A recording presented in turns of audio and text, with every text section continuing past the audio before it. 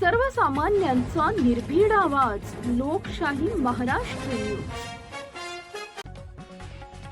देवभूमी जतमध्ये जत नगर परिषदेकडून पुण्यश्लोक अहिल्यादेवी होळकर उद्यानाची उपेक्षा.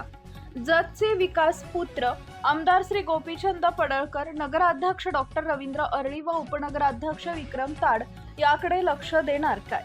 जत शहरवासियांकडून होत आहे विचारणा. जत येथील छत्रपती शिवाजी महाराज चौकापासून थोड्या अंतरावर पुण्यश्लोक अहिल्यादेवी होळकर उद्यान असून हे उद्यान आता फक्त नावालाच आहे. या उद्यानाचे एकूण क्षेत्र हे 2 एकर इतकं मोठं असतानाही राजमाता पुण्यश्लोक अहिल्यादेवी होळकर उद्यानाची जत नगर परिषद चांगल्या प्रकारे देखभाल करत नसल्यानं या उद्यानाची दुरावस्था झाली आहे. या उद्यानात नगर परिषदेची पाण्याची बोर असतानाही या उद्यानात लावण्यात आलेली विविध प्रकारची झाडं पाण्या वाचून वाळून गेली आहेत. उद्यानात मोठ्या प्रमाणात गवत वाढले असून कचराही पडलाय, त्यामुळे या उद्यानाची बकाल अवस्था झाली आहे.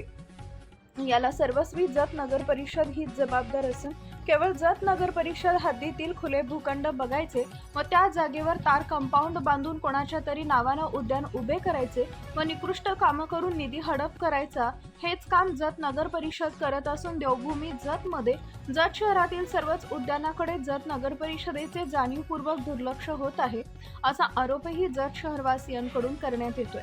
जत सांगली या महामार्गावर असलेल्या छत्रपती शिवाजी महाराज उद्यानाचे नामोनिशाण मिटवण्याचे काम याच जत नगर परिषद अधिकारी व कर्मचाऱ्यांनी केलं आहे.